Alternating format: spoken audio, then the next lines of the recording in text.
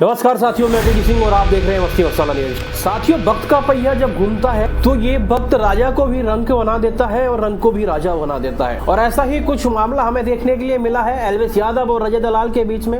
आपको पता होगा जिस तरीके से प्रिंस नरूल्लाह एंड एल्विस यादव के बीच जो कंट्रोवर्सी चल रही थी, काफी हद तक बढ़ गई थी वो कंट्रोवर्सी। और उसमें आपने देखा जिस तरीके से रजत दलाल भी आगे आए थे, आगे बढ़ चढ़कर बोले थे एल्विस यादव के सपोर्ट में। लेकिन साथियों, कुछ ऐसी चीजें हो जाती हैं जिसके बाद रजत दलाल अपना पैर पीछे खींच लेते हैं और उनकी यही गलती उनके ऊपर बहुत बड़ी भारी पड़ जाती है साथियों। हालांकि साथियों, मैं एक चीज और कहना चाहूंगा, देखिए, दो नाव में हम कभी सवार नहीं हो सकते, या फिर हम सोचे कि दो पक्षों के हम भले हो जाएं, ये भी नहीं हो सकता।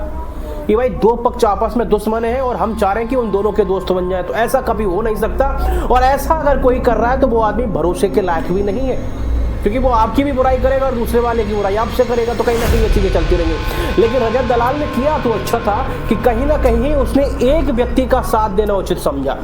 हालांकि उसने प्रिंस का साथ नहीं दिया, लेकिन वो गलती कर ये बैठता है क्योंकि प्रिंस के साथ जो भी आए थे वो सभी जाट थे।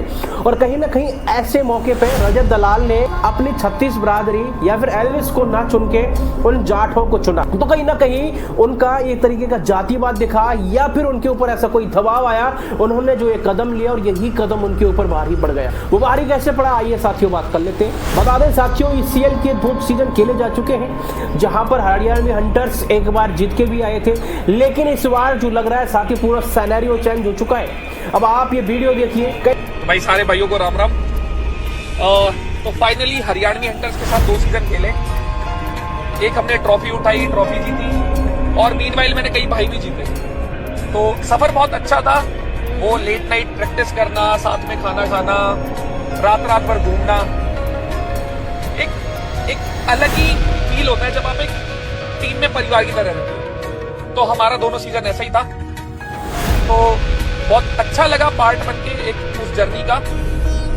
और कुछ लोगों का भी मन छोटा हो रहा होगा कि मैं हिस्सा नहीं। इस वीडियो से ये चीजें तो जाहिर हो रही हैं कि रजत अंदर से अब रोता हुआ नजर आ रहा है। हालांकि वो जिस तरीके से कह रहा है, रजत को इस चीज का एहसास तो हो गया कि कहीं ना कहीं उससे गलती तो हुई है, लेकिन गलती तो हुई थी, लेकिन उसने कुछ अच्छा भी कर लिया। अच्छा ये कर लिया कि कहीं ना कहीं वो इस कंट्रोवर्सी से दूर हो गया, क्योंकि उसने पहले ही बोल दिया था इस कंट्रोवर्सी से पहले। कोई ऐसा पॉडकास्ट था जहां उन्होंने ये बोला था कि मैं और एल्विस सब एक ऐसी जगह पर खड़े हुए हैं कि हम इन कंट्रोवर्सी में नहीं पड़ सकते। पहली बात हमारी शादी नहीं, दूसरी बात यह कि हमारे माँ बाप अब बुढ़े हो चुके हैं, उनके अंदर इतनी मानसिक शक्ति नहीं है कि वो अब जो इस तरीके से हरकतें होंगी उनको सह पाए। कहीं ना कहीं वो पहले हमारी वजह से काफी सह चुके। और रजत दलाल ने ये जो कदम खींचा था इस कंट्रोवर्सी से, वो वाकई में शानदार खींचा था। मैं इस चीज की तारीफ करता हूँ, क्योंकि कंट्रोवर्सी में पड़ना वाकई में गलत है। अब आप देखिए साथियों, हरियाणवी हंटर्स की टीम से एल्विस यादव ने कहीं ना कहीं रजत को बाहर निकाल दिया है। और रजत का कैरियर मुझे लग रहा है कि यहीं से ऐसा ना हो कि गिरना स्टार्ट हो जाए, क्योंकि रजत के पास अभी ऐसा कोई प्रोजेक्ट नहीं बचा है, क्योंकि ना वो किसी टीवी शो में काम कर रहे हैं या फिर इसके अलावा और कोई प्रोजेक्ट हो।